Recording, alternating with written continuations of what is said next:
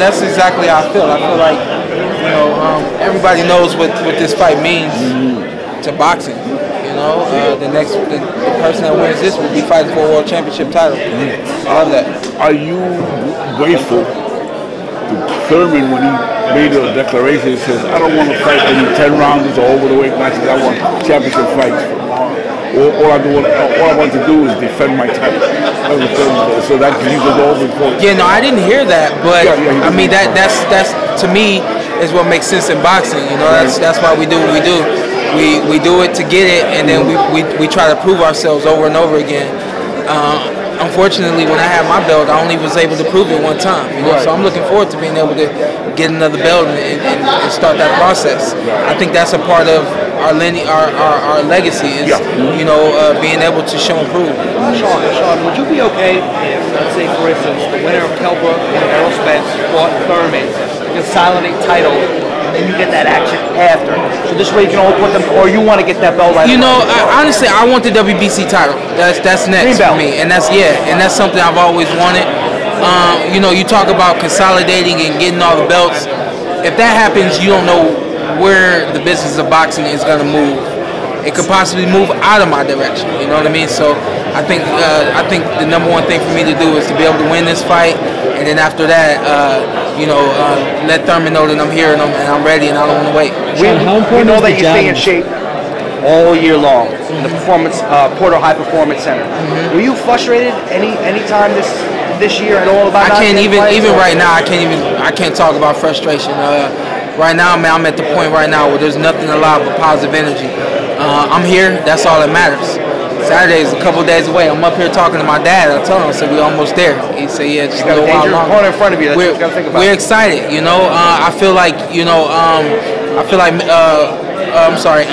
Andre Berto is dangerous if you allow him to be. We do everything that we can to, make sure that doesn't happen. And I have no doubt in my mind that we won't be putting any danger on this fight. Now, when you say allow him to be, which fights are you really looking at? Are you looking at the Floyd fight, looking at Guerrero? Well, you look at the Floyd fight and you see that the foot movement works on Andre Berto. And then if you take a look at a fight like Josecito Lopez, who was also outboxing him, but he left him, he stayed there. Josecito was not a mover. So he was there, he was in line, in danger to be hit. And the worst happened to him. You talk about another fighter in Victor Ortiz, his most recent fight. He was put down by Victor. Like he said on the podium, he got up, and he was the one that finished the job. The difference between myself and Victor Ortiz is I'm a fighter that doesn't stop. If I put you down, I'm coming after you. You're gonna recognize that you got put down, and you're not gonna have a chance to think about what can I do, what should I do.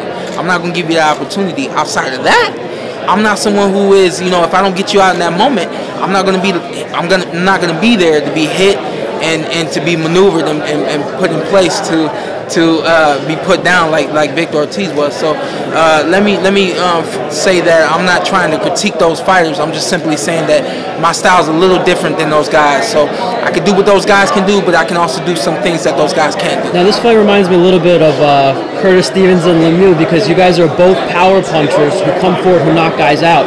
Is the jab a key because you guys don't want to get hit by each other? I think jab is very key in this fight. I think that my jab is better than Andre Berto's fight, than his jab. I think that I throw my jab with intention.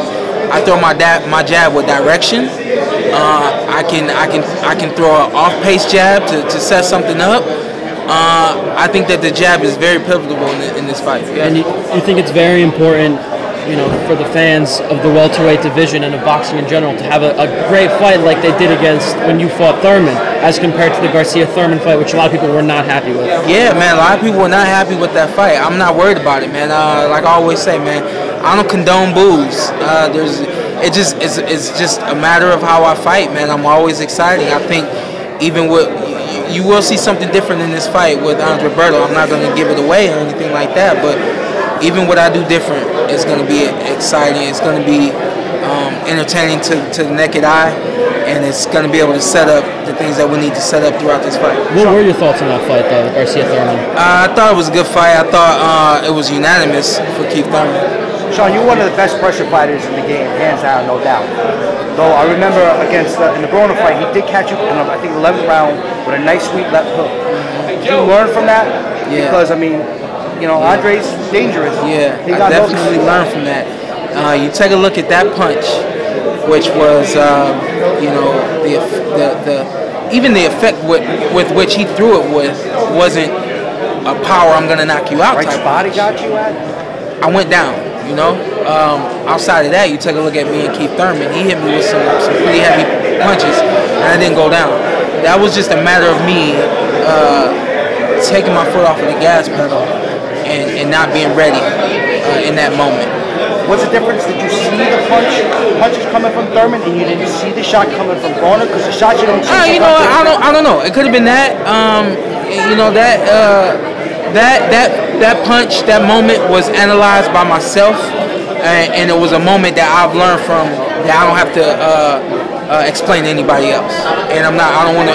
I hope I don't sound rude in saying that. No, not at all. But okay, I just want to let you know that yes, that was a moment that I've learned from, and man, that's it, man. And I appreciate that. But I do want to say that in that fight you fought in a catchweight, so you seem, you know, getting dropped for the first time. Yeah. You just want a guy, you know, kind of acquired to that. Yeah. Wow, 144 pounds. Yeah.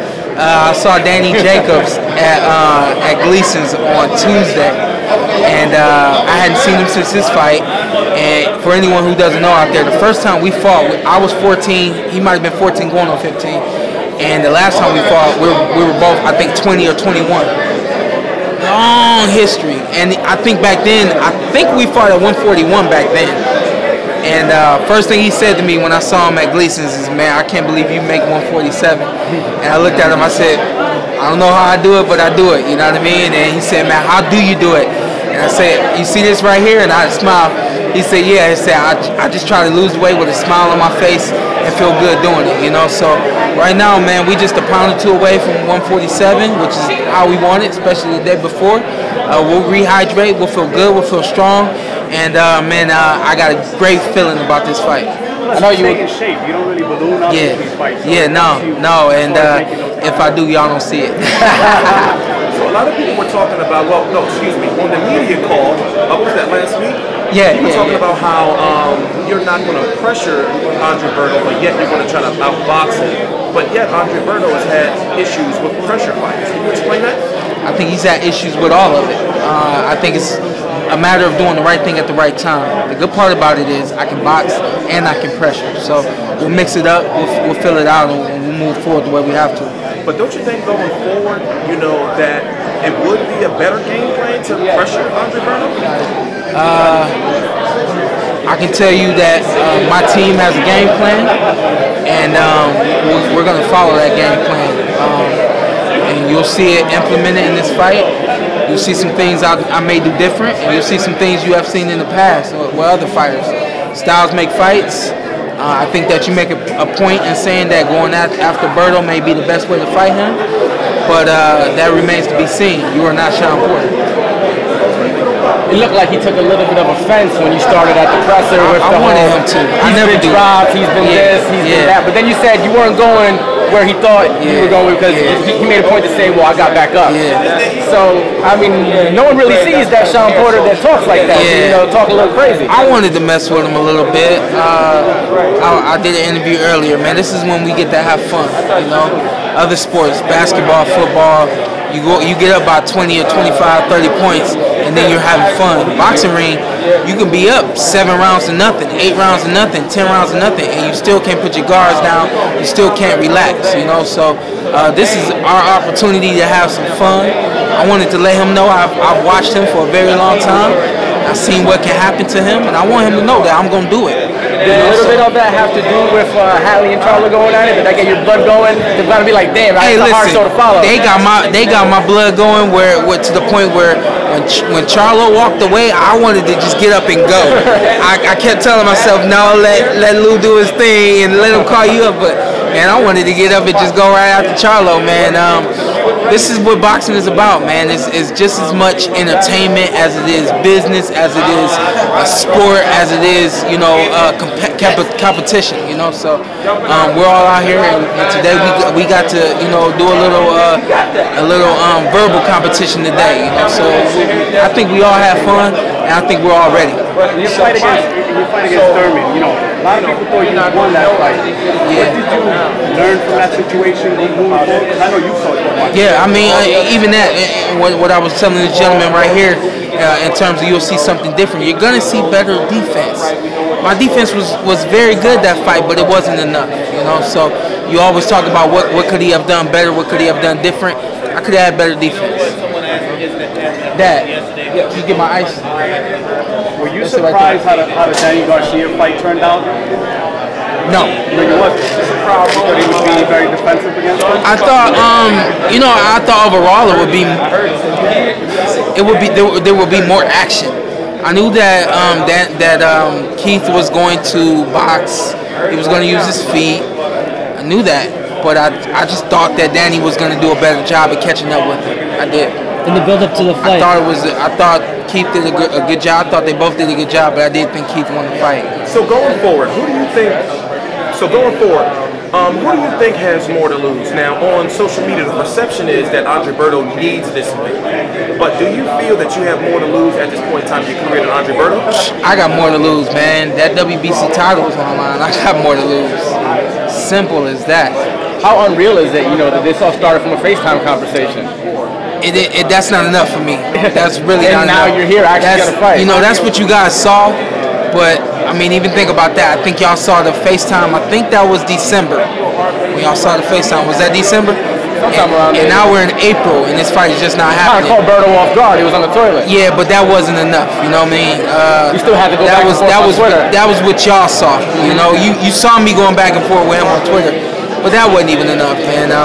Like he said from the beginning, the business had to make sense. The business had to play itself out, and I think he had to accept the fight. We were ready to fight way back in January, and the list goes on, and the months go on from there. The fact that we had a FaceTime was cool. And I think that got the ball rolling from a public and national standpoint. But at the end of the day, the business still had to take care of itself. I'm glad it did. I know you were the one that let the cat out of the bag, so were you a little bit surprised that he was so apprehensive to announce it himself also? Because you had already said, you know, me and Andre Berto, and he was denying it. I wasn't surprised. Excuse me. I know him. I know he likes a big show, and I told him that. Excuse me. I told him that. I said, you like a big show, you want to get paid, I'm going to be the only one that's going to get you that big show and get you paid. And with that being said, I knew that he wanted to be the one to, you know, call all the shots, and he wanted to be the one to announce the fight, and it goes on and on. The good part about that is I'm a simple guy, and I live a simple life, and I'm always ready. Simple as that. You on the B side over here. Don't worry about that. If all goes according to plan on Saturday, would you prefer getting Keith Thurman again, or would you want possibly the winner of Brook and Errol Spence? No, I prefer to get Keith again. You know, I love getting paid. I think at this point, getting Keith again will give me the biggest payday. Will give me the best money. You know, so I could take a lesser fight. The money won't be the same. The exposure won't be the same. And it goes on from there. You know, and on top of all that, there's a belt on the line, you know, so I want that belt. It just seems crazy because in the old days, you know, if guys fought a close fight, they'd fight a few more times. You think of Sugar Ray Robinson and LaMotta fighting 6 times. If Keith doesn't want to give you that fight, do you think that there would be some backlash on his end? We'll see what happens. My dad always makes the right calls. We'll have to talk about it. We're definitely going to try to force Keith's hand. Do what we got to do to make that fight happen. You lost a very close fight to Brook. Have you ever worked with Errol Spence, like as far as sparring or trained with him or in camp or anything? We did some sparring. I think we did maybe 2 rounds. That was way back in 2011 maybe. So not much. What advice would you give to Errol Spence, you know, in fighting Brook, and how do you see the fight playing out? I thought I gave him the best advice that I could give him. I told him to do him. Don't try to do me, or don't try to do anyone else. Basically, what I mean by that is you're a good fighter. You can go over there and win that fight. It's just a matter of you going out there and doing what you're supposed to do. Don't look at any other fighter and try to change what you can do, because what you can do is very good. I think that he has enough to go over there and win that fight. Is Kell Brook a strong puncher, do you think? I mean, from experience, like, is he a hard puncher? He's a hard puncher. He's a strong fighter, and he's a smart fighter. His team they're smart. This is a pure fantasy question. I'm watching you training yesterday in Gleason's. You're doing pads with your dad, and then Mr. Wade comes out with the body bag. You're throwing those vicious body punches. I never seen that in the ring, two guys at the same time, and you switching off. Right. Real straight to the fantasy question. How many regular people, not boxers, could you beat up? Because that looked like a street fight, the way it was in the ring. Say like if a whole bunch of people was coming at me? Guys in the media right here. How many of us could you beat up? I feel like I could get some one-hitter quitters off. I could run a little bit, create some space, see who else is out there. A couple more one-hitter quitters. So that looked like street fighting, yeah. Because you were going one to your dad and then you would switch to Wade. Listen, man, boxing ain't fun no more, man. I used to have fun training. I don't have fun training no more. Back in the day, my dad would have myself, my brother, and another fighter that he was training, and he would say go. Two of us would spar. Then he'd say switch. This is something you've been doing for a while. He would say switch. He would say switch, and then me and the other guy would go switch, and then the other two would go, and we get a little rest, and then we go right back at it. You know, in terms of training, I think I've had as many as 3 guys in there before. So my dad, Mr. Wade, and another guy we trained with, Rodney Chrysler out in Vegas. We've had the 3 of them in the ring, 2 body shields and all that. So we work hard, man. I didn't say this on the podium, but we sparred at 8,900 feet in the elevation. You don't know what that means? Look it up. That means I'm ready. We've trained in 7,500 elevation. You don't know what that means? Look it up. If he ain't did that, if he ain't come close to that, he's not as ready as I am. Shawn, what do you think of Pacquiao's chances of beating a guy like Terrence Crawford after the Horn fight? I think that's a very good fight. I don't want to end on that question, so I think that's a very good fight, and I wish them both the best. One more on this fight. You got some form on this one? On this fight? Have you ever actually sparred with Berto? I feel like you forgot where you was at, man. He said one more. He said one more about this fight. I'm talking about Pacquiao. No. We've only been cordial, seen each other at fights and hung out, things like that. Nothing in the ring or anything like that. I actually went out to their training facility one time, and I think he had already finished his training for the day. So I've been at the gym with him, but never trained together or anything like that.